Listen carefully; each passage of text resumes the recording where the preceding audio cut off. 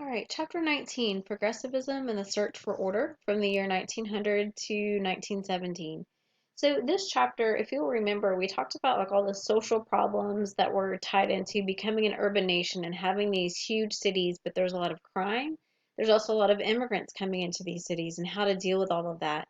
So what this chapter is looking at are the reform movements in order to fix or try to fix those problems with political machines, with poverty, with immigration, all those things that have been addressed thus far.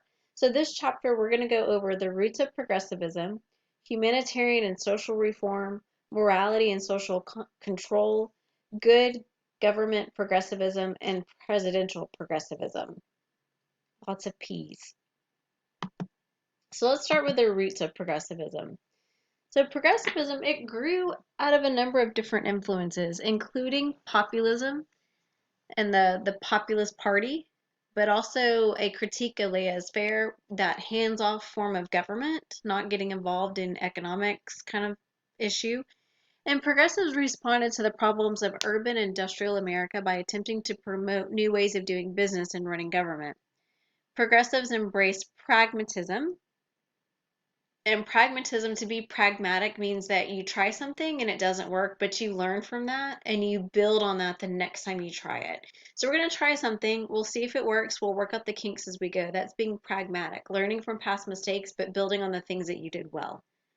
And so they also embrace teachings of scholars like William James and John Dewey, encourage progressives to interpret human experience as the primary means for understanding why things were the way that they were. And then also the notion of the social gospel, that was significant for progressives as well. And there's a clergyman, he's from Rochester, New York, and he urged Christians to apply the teachings of Christ to social conditions, while others are going to fuse religious teachings with rationalism and the gospel of scientific efficiency. But key to the emerging progressive movement were members of this new middle class that had developed in the age of industrialization. So your new middle class would consist of your white collar workers, like your managers, your engineers, and social workers who were not just your grunt workers anymore, but they actually had some free time, and especially their children had lots of free time, especially their female children. But they embraced clubs and associations as key social and intellectual outlets. One of the progressives that we don't think about, probably, or you wouldn't, she wouldn't come to mind. She's actually a black woman. She's a black progressive, and this is Ida B. Wells.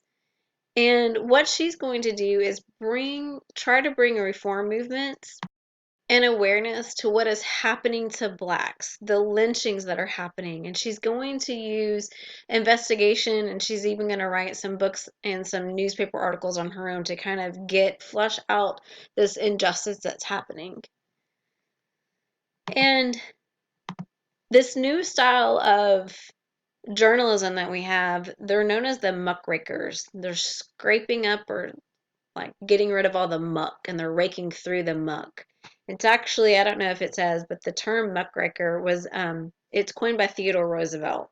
And we'll talk about that in just a second. But the reform impulse at the turn of the century was in part influenced by a style of investigative journalism, and that's what it's called, muckraking, that relied on sensational details and was prominent in different magazines. If you look back at this time during the turn of the century, McClure's, it was a really popular magazine that would use this type of investigative journalism. Muckrakers exposed readers to corruption in government, dishonesty in business, political machines, lynching in the South, like Ida B. Wells, child labor, and other vice. And key muckrakers included Ida Tarbell, Lincoln Steffens, and then, of course, Ida B. Wells. That term, it was not intended to be complimentary, though. Theodore Roosevelt coined it in 1906 to suggest that the authors of such articles were too caught up in the muck to conduct complete investigations, and he feared that muckraking could deter moderates from engaging in reform. But in spite of Roosevelt's criticism, that form of journalism, it did call middle class attention to key social and political issues, which is going to generate support for reform. So, a lot of humanitarianism and social justice reform, right? One of the first ones that we have is creation of these settlement houses. In 1889, Jane Addams and Ellen Starr founded Hull House, a Chicago settlement house modeled on the Tonabee Hall settlement in London that spurred a generation of young women into progressive action. So, these young women typically were college educated women, and they used settlement houses as an opportunity to work directly in immigrant communities. And with those immigrants, they would provide access to recreation, education, and then also social activities.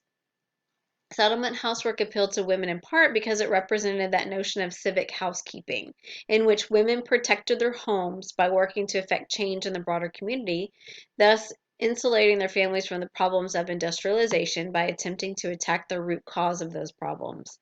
So, women's clubs initially established to provide social and intellectual outlets for educated middle class women, they proved to be this really important source of support for settlement houses. And by 1900, these clubs have branched out into political lobbying and campaigning for reform.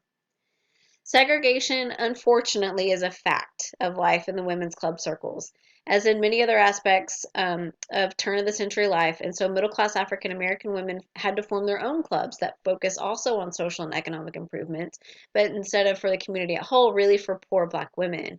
By 1916, the National Association of Colored Women included some 50,000 members. While working class women organized as well, forming the National Women's Trade Union League in 1903, with the the Women's Trade Union League, emphasized the need to improve women's wages and working conditions to help support and protect stable families. So, from that, female reformers embraced the idea that women were physically weaker than men, which that's a debate in itself, and lobbied for special legislation for working women. Their efforts led to a victory, though, in the 1908 Supreme Court case Mueller versus Oregon. And what that court case did, it ensured that women in Oregon only working 10 hours a day. It set them at 10-hour workday was the maximum. And also it secured pensions for mothers and widows in 40 states, not just Oregon.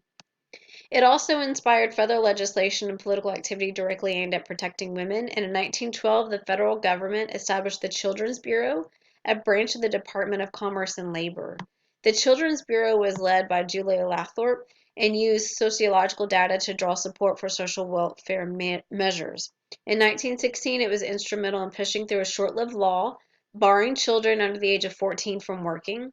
And in 1921, the Bureau supported the Shepard-Towner Act, which allowed nurses to provide information about infant care to mothers, because before that was seen as too obscene. You can't talk to new mothers about breastfeeding. You can't talk to new mothers about changing diapers. You can't talk to them about circumcision. All that was deemed obscene and not allowed to be talked about in a public forum. So, though much of the legislation and progressive efforts in this period focus on protecting women, some women, including Charlotte Perkins Gilman, criticized protective legislation, arguing that women were not naturally inferior to or distinct from men and that women should have economic independence. And we have one who she's kind of seen as like a very extremist in her day. Her name is Emma Goldman, and she embraced Gilman's ideas and her analysis. And she argued that middle class marriage was an oppressive institution because it forced women to accept inferiority. And a number of other women followed suit, embracing radicalism and feminism rather than the more moderate mode of reform. And that fight is going to carry on and trying to get women outside of the home and having their voices heard. And it's going to come in the way of suffrage. Fighting for women's suffrage. So, in case you're not aware, suffrage means the right to vote. And so, the fight for women's right to vote, that was a key component in the women's progressive era activism. It had existed since the 1840s when we have the first women's rights convention held in Seneca Falls in 1848, but it's going to gain momentum during Reconstruction after the 14th and 15th Amendments failed to protect the voting rights of women.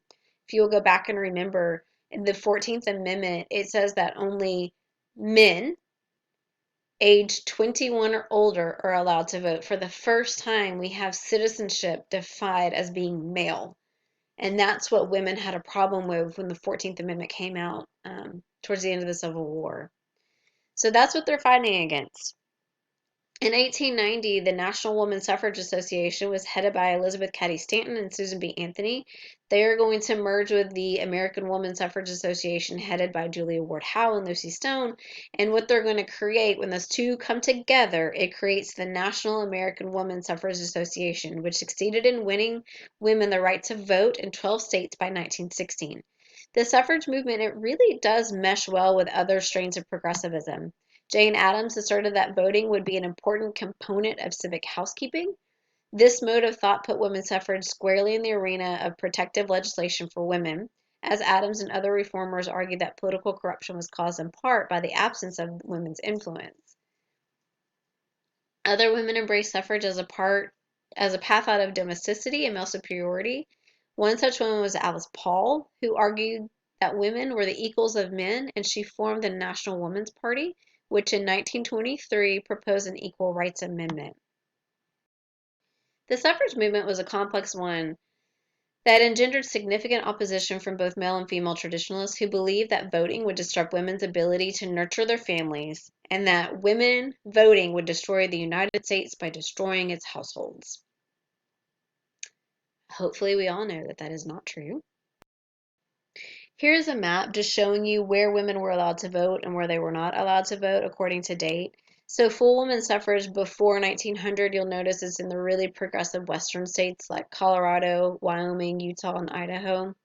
Full women's suffrage from 1900 to 1918, those are going to be your darker orange. So if you look over like New York, Michigan, and then Oklahoma, Kansas, Alaska, California, all those. Partial women's suffrage by 1918 in the green, kind of our middling states, with the exception of Maine.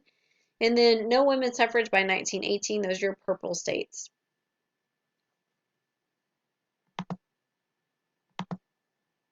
Women suffragists, too, did not embrace all women, and in the South, white suffragists argued that white women voters could help maintain white supremacy by voting for their own interests and canceling out the tiny number of black men who were able to vote. Middle-class women in other parts of the country employed similar logic in arguing that white women's votes could help to counterbalance the political influence wielded by immigrants. Black women mobilized for their own right to vote, with some arguing that voting rights would help protect black women against white sexual assault. By 1916, black women began establishing suffrage clubs under the National Association of Colored Women. The campaign for women's suffrage was not exclusive to the United States, though. I mean, this is kind of a worldwide trend that's happening. In New Zealand, Australia, and Norway, women achieved the right to vote between 1893 and 1913, and many more of the radical tactics that the U.S. suffrage embraced in the 1910s were inspired by British suffragists. In 1919, the women's suffrage movement in the United States came to fruition as Congress passed the 19th Amendment, extended the right to vote to women, and the amendment was ratified by the United States in 1920. Here are some female suffragists that are marching, trying to raise awareness about women and women's rights and women voting. So the issue of women's suffrage in the South raises this very complex role of race and progressivism, though. In the late 19th century, as progressivism was on the rise, the South increasingly restricted black voting rights and implemented regional segregation. In addition to confronting the systematic restrictions placed on them, African Americans also confronted like this vehement anti-black violence, including race riots in places like Wilmington, North Carolina, Springfield, Illinois, and Tampa, Florida, along with a spike in lynchings. Booker T. Washington argued that African Americans should embrace a practical response to racial violence and proposed that blacks work within the system of segregation and focus on self-improvement as a path towards advancement. He was criticized for accommodating racism but won the support of white moderates, who, Washington argued, had the power to curtail violence against blacks. So what Washington is arguing is, accept that we are second-class citizens as blacks. Accept that, and we will try to work within the system and change it. A lot of people don't agree with him because of that stance. They're going to take Du Bois, more of his stance, and like, heck no, we're not second-class citizens. We are going to fight for our rights and fight for equality. But in 1900, Booker T. Washington, the accomodist, he organized the National Negro Business League to help encourage racial pride and solidarity, stating that African Americans should quote, see to it that in every wise and legitimate way our people are taught to patronize racial enterprises, end quote. In spite of his public persona, Washington was secretly funneling money to more radical racial efforts, including fights against disenfranchisement or fights against not letting blacks vote. He was also fighting against segregation, discrimination, and lingering forms of forced labor.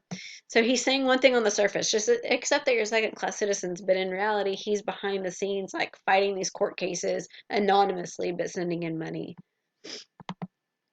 Other African American leaders took a much firmer position on segregation, including Ida B. Wells, who wrote the Free Speech newspaper and taught in the Memphis school system until her articles got her fired, at which point she took up the cause of racial injustice full time.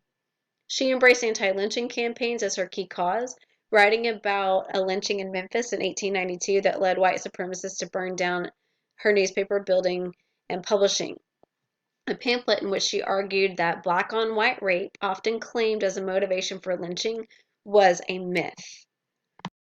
Ida B. Wells also does some research on a lynching that was done in Waco, Texas, and one that was done right close to home in Paris, Texas in 1893, the lynching of Henry Smith. In this argument that she's making, that black on white rape was often claimed as a motivation for lynching was a myth, was found to be true. A lot of times these men would be accused of raping a white person, and most of the time that rape never happened. As in the case with Myrtle Vance, who was murdered here in Paris, Texas when she was only 3 years old. The story was told that Henry Smith strangled and raped this 3-year-old little girl. In reality, he did strangle her, he did kill her, but there was no sexual assault. The medical records confirm this little girl was not raped. But that story made it so much more sensationalized and made the hate and the anger against this mentally impaired man so much easier for white people. If they, like killing, if that wasn't bad enough, on top of that, not only did he kill her, but we're going to spread this rumor that he also raped this little girl. That never happened. He did commit the crime. He will be lynched, unfortunately, in a very public way here in Paris. But a lot of these stories are just made up. The same thing with Emmett Till. If you haven't heard about Emmett Till, this is something that happened in the 1950s. Go back and Google Emmett Till, and finally the true story about that young boy has come out. So another opponent of Washington was W.E.B. Du Bois, who earned a PhD in history from Harvard and who had doubted that African Americans could help themselves without receiving a proper education in political rights. In 1903, Du Bois published The Souls of Black Folk, in which he argued in favor of a liberal arts education for blacks as a way to develop the talented 10th, an elite group of leaders who could help uplift the African American masses. Du Bois was also founder of the 1905 Niagara Movement, an organization that pushed for voting rights for blacks and an end to segregation.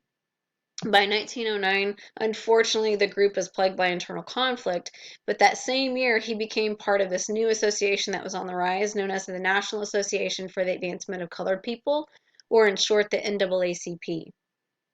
Members of the NAACP also included members of the Niagara movements like Ida B. Wells, white abolitionists and their descendants, and then also white activists such as Jane Addams, settlement house worker Mary White Ovington, and social worker and Women's Trade Union League co-founder William English Walling. So all those people, just to say, some really infamous people, some really well-known political activists and racial integration and segregation, those that are working both on the inside and the outside. The first major victory of the NAACP took place in 1915 with the Supreme Court case of Ginn versus the United States, in which the organization successfully challenged the grandfather clause when it came to voting. Blacks also worked hard to promote their own education, and in spite of the fact that their tax payment subsidized white schools instead of improving black schools, they rallied to raise money and pay extra taxes for books, teachers, and buildings for black schools. Typical of black women's roles in the African American educational movement was the establishment of the Palmer Memorial Institute outside of Greensboro, North Carolina, in 1901 by Charlotte Hawkins Brown. Such endeavors were supported by Northern philanthropists, white club women, and also religious missionaries. And these efforts were successful in educating more than 1.5 million black children in the South and supporting almost 30,000 black teachers. And by 1910, more than 2,000 African Americans had graduated from college.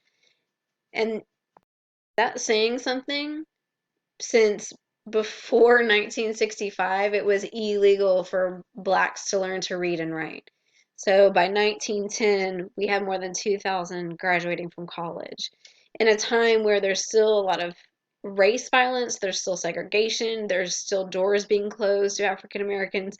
So it is a small number, but if you look at the big picture, that's a huge success. When it comes to Native Americans, though, they also utilize print magazines and journals to voice their fight for equality as well. Often ignored by mainstream newspapers, many Native Americans turned to the Quarterly Journal published by the Society of American Indians.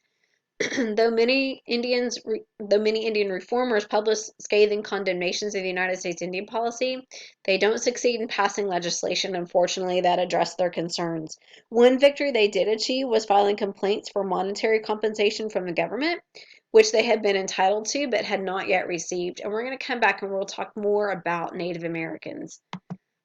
All right, morality and social control. Let's move on to prohibition. Efforts to abolish alcohol gained momentum over the last part of the 19th century with the establishment of the Prohibition Party in 1869 and the Women's Christian Temperance Union in 1874. In 1879, Frances Willard took leadership of the Women's Christian Temperance Union and promoted temperance as a component of broader social reform, encouraging the group's chapters to fight child labor and support women's suffrage and labor unions. Temperance was an important component of protective efforts for women, and Willard argued that a drunken husband and father was likely to become abusive and lose all of his family's money. Also, the right to vote in tandem with temperance measures would allow women to protect their homes and their families. The Anti-Saloon League, formed in 1893, drove the suffrage movement in the South, and between 1906 and 1917, 21 southern and western states banned the sale of liquor. In the North, alcohol was the target of middle-class reformers who blamed drink for some of the urban decay that accompanied industrialization. So the ASL, they are going to have the Webb-Kenyon Act passed in 1913, and that prevented alcohol from being transported into states that had banned it during World War I. Reformers argued that prohibition would help to conserve grain and keep soldiers sober. The Prohibition movement's biggest success came in 1919 with the ratification of the 18th Amendment, which made prohibition federal law. In addition to alcohol, prostitution also drew the critique of progressives who linked it to the spread of diseases and viewed it as a threat to women's virtue. In 1907, McClure's magazine printed a muckraking article that argued that many prostitutes were victims of white slavery and had been forced into selling their sexual favors. Reformers did not show the same concern, however, for black and Asian prostitutes. Some reformers took a moralistic approach to the problem, and in 1910, congressional representative James Mann gained passage of the White Slave Trade Act, which prevented women from being brought across state lines for immoral purposes.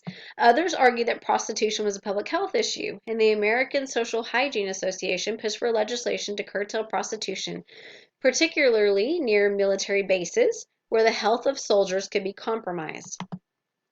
Moral reformers also fought the spread of drugs, which was a problem on a much smaller scale than alcohol. Roughly about 250,000 people were habitually using opium, morphine, or cocaine at the time. And medicines like Mrs. Winslow's soothing syrup, a treatment for colic in babies, contained opium, while the ingredient of Coca-Cola included cocaine, legit cocaine, until 1903. Anti-narcotic campaigns had a racial undertone as well. And we are going to talk more about the war on drugs as we get towards the end of this chapter. Like in the 1980s, Nancy Reagan kind of takes on, she does take on this war against drugs and say no to drugs campaign. And that was like her baby, her project. So we're going to talk about how drugs were used in the military and then also how they are stereotyped. But your book does get a little bit into it here. With efforts, they're saying that kind of playing into this sentiment or this anti, Asian sentiment, this anti-Mexican, these prejudices that we have.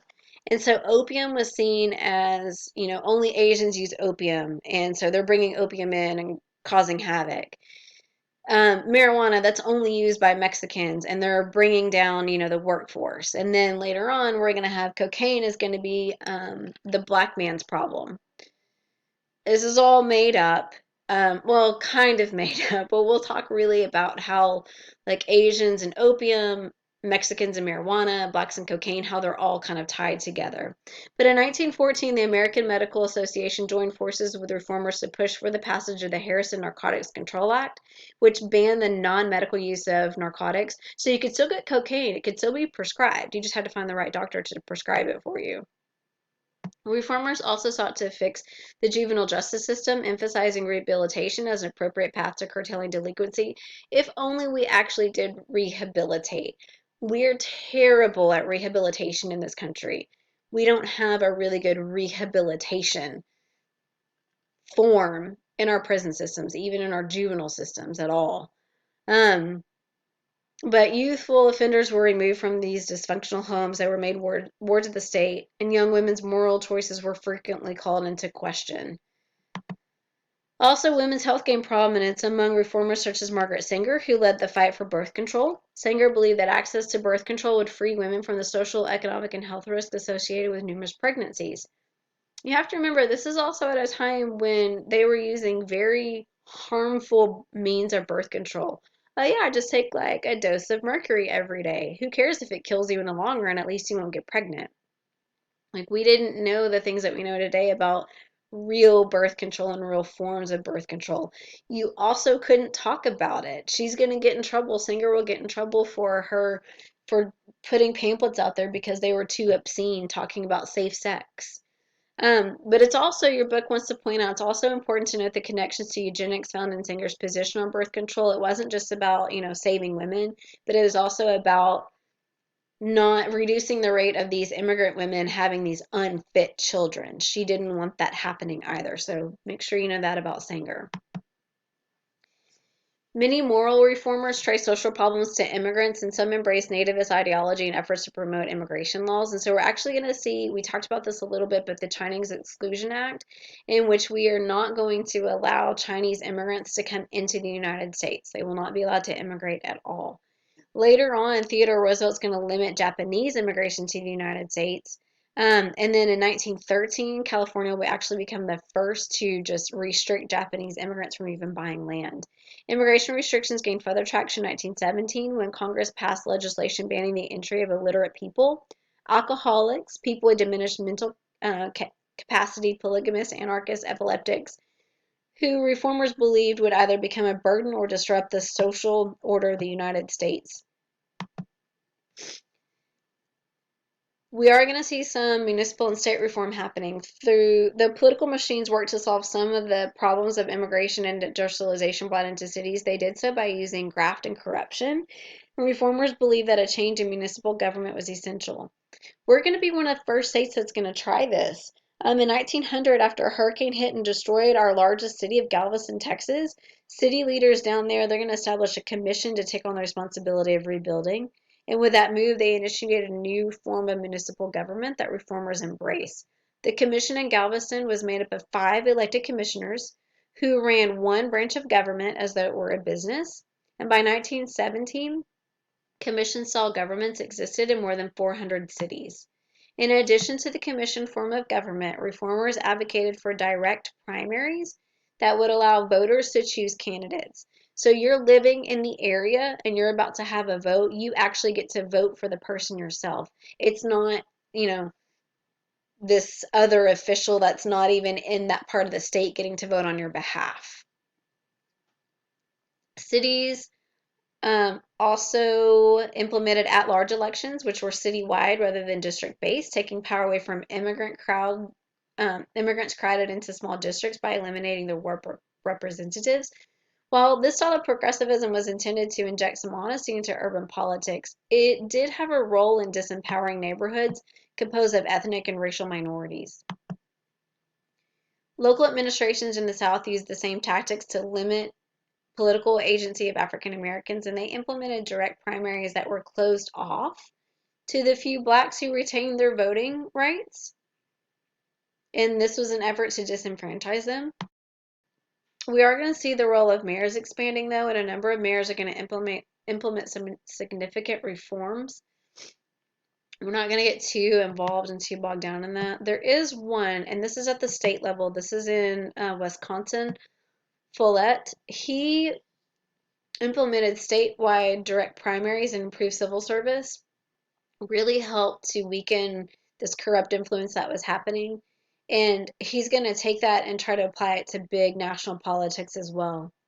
In 1913, we have the 17th Amendment, and that granted voters the ability to directly elect their senators and measure that significantly reduced corruption in the government. So before, we kind of had like our own, not kind of, we did have our own electoral college at the state level where, like, you and I, those that can vote, we weren't even allowed to pick our own senators.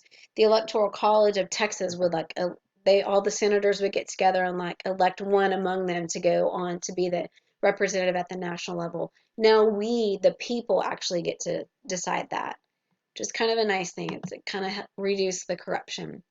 I don't think I want to talk too much about what's on this slide, to be completely honest. We're just gonna skip over it. And let's talk about presidential progressivism. So, a former Assistant Secretary of the Navy and leader of the Rough Riders in the War of 1898, Theodore Roosevelt was elected Vice President in 1900 and became President after the assassination of William McKinley in 1901.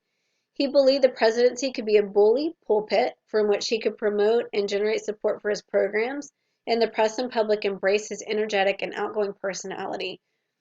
He was a moderate who opposed radicalism. He believed that the president should be able to judge what was best for the public and that government-led reform was the most effective way to avoid a revolution.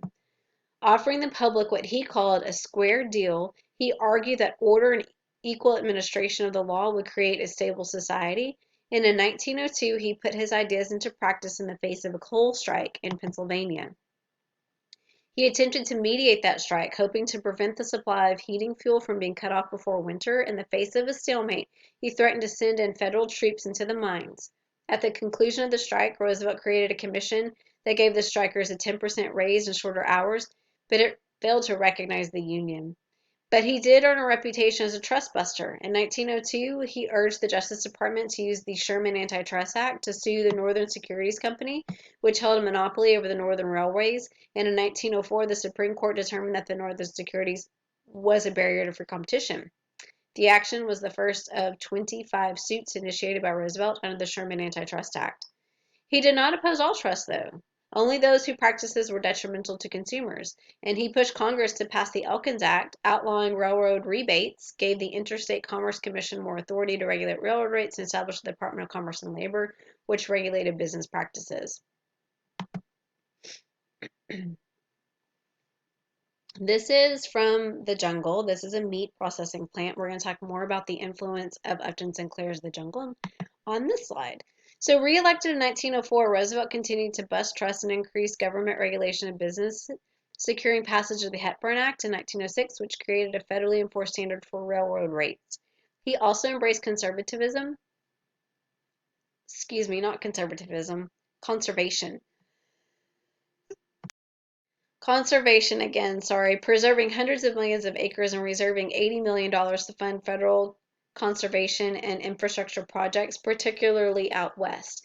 Then in 1906, Upton Sinclair published his book, The Jungle, which described the dangerous and unsanitary working conditions in the meatpacking district of Chicago.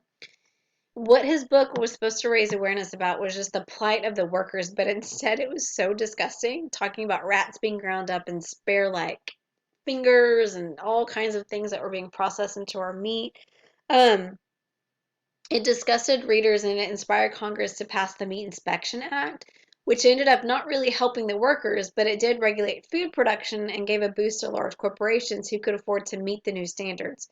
The Jungle also inspired consumer groups, doctors, and scientists to lobby for passage of the Pure Food and Drug Act, which banned the sale of improperly labeled food and drugs. African Americans embraced the presidency of Theodore Roosevelt, who invited Booker T. Washington to dine at the White House, the first African American to do so. Although Roosevelt claimed to be undeterred by white supremacist critics, Washington was also the last black guest to dine at the White House during his administration. He did support the appointment of a few African Americans to federal jobs. When segregationist whites tried to remove Minnie Cox from her position as postmistress of Indianola, Mississippi, Roosevelt held firm and closed the post office rather than accept Cox's resignation. Roosevelt, though, he does also embrace eugenics and worry that native-born whites were committing race suicide by not having large enough families compared to immigrants and African Americans. After his re-election in 1904, Roosevelt became more willing to bow to the pressures posed by white supremacists, and in 1906, white residents of Brownsville, Texas, claimed that black soldiers from Fort Brown murdered a white man. When no blacks claimed responsibility, Roosevelt gave 167 men dishonorable discharges from the military, though there was no evidence ever linking them to the murder. Roosevelt did not run for another term when he could have in 1908, and that led to the election of kind of his hand-picked successor, William Howard Taft. He had been a former federal judge, Solicitor General of the United States. He was governor of the Philippines and the Secretary of War who defeated William Jennings Bryan in Bryan's third attempt to win the presidency. He did not have the same public persona as Roosevelt and believed the presidency to have much narrower reach than Roosevelt did. Taft bowed to pressures and often embraced measures that were not progressive, including the Payne-Aldrich tariff, which key progressive politicians disliked. Although Taft engaged in some conservative efforts, his firing of Pinchot after Pinchot criticized Secretary of the Interior Ballinger permanently tarnished Taft's reputation among conservationists. In spite of his initial support, Theodore Roosevelt eventually turned against Taft, whose presidency had split Republicans. Roosevelt also disapproved of Taft's avid trust busting, believing that filling numerous seats under the Sherman Antitrust Act was ineffective. So we have the election of 1912, and this is really important. Dismayed by Taft, Roosevelt felt that he was the man to solve the nation's problems, and he decided to run for president against Taft in 1912. Not as a Republican, but he's going to create a third party, the newly formed Progressive Party. In his campaign, he argued for new nationalism, a concept that stated that the government should fight for progressive measures in social justice by implementing income and inheritance taxes, an 8-hour workday, an end to child labor, and resources for workers and unions, and also women's suffrage. Heading the Democratic ticket was Woodrow Wilson, governor of New Jersey, who also embodied significant components of progressivism as politics and who embraced moralism as a fundamental political characteristic. His new campaign slogan, or his platform, was known as New Freedom, which held that the federal government should do little in the area of social reform and should confine its role in commerce to ensuring free competition among businesses. The fourth candidate in 1912 was Eugene V. Debs. He represented the Socialist Party, and he hoped to dismantle capitalism and implement government ownership of business and industry. Because the Republican vote was split between President Taft and Roosevelt, Wilson skated to an easy victory. However, it is important to point out that Debs did win about 1 million votes, and the election itself proved to be a referendum in favor of reform politics. Wilson believed in a strong president who wielded significant authority in the government, and with a Democratic majority in Congress, he expected an easy road for his new freedom policies. Among the laws passed during the early part of Wilson's administration was the 1913 Underwood Act, which reduced import duties and implemented populist reforms such as the graduated income tax. Also, bank reform was another key component of his agenda, and he pushed for the creation of the Federal Reserve System, in which 12 regional banks lent cash to member banks at a rate. It was a good rate. We're going to move on past that. He also pushed for the establishment of the Federal Trade Commission, which replaced the Bureau of Corporations and sought to prohibit unfair business practices. I just want to point out to you that Woodrow Wilson was racist, incredibly racist. He is going to invite and have played Birth of a Nation in the White House, which is a 3-hour silent film. You can watch it on YouTube if you would like to. But he has it played in the White House, which glorifies the KKK, and he is a supporter of the KKK. And we're going to have the second wave of the KKK because the president said it was okay for racism and violence to be promoted throughout the South. He's not a good guy, and it's mentioned here at the end of this slide. And we're just going to kind of skip all this other stuff. You can read about it. I mean, there are some good things, like the Adamson Act, 8-hour workday for railroad workers, the Keaton-Owing Act, which is going to outlaw child labor. We do have the Workmen's Compensation Act, which extended insurance to federal employees. I just can't reconcile the fact, though, that he does all these good things, but he's still so racist. Luckily, um, people see through it, though. He argued that segregation was good for African Americans. And it did damage his reputation among blacks by holding a White House screening of the film The Birth of a Nation, which, like I said, glorified the rise of the KKK during Reconstruction. The federal government had grown significantly more than Wilson had anticipated by the time of his second term, with regulatory measures and progressive reforms as the central features of his presidency. So in the next chapter, we are going to go back and we're going to go back and forth. You'll notice over the next few chapters, we're going to go back in time and talk about imperialism and the war that Theodore Roosevelt became kind of famous for, the war with Spain. And then we're going to talk about imperialism kind of expanding, and then Wilson and American foreign policy from 1912 to 1917 when we do get involved with World War I. So this is just kind of an introduction to kind of like the political side of it. Now we're going to go back and look at some other aspects during this time period with all three of the presidents that we mentioned, Roosevelt, Taft, and Wilson.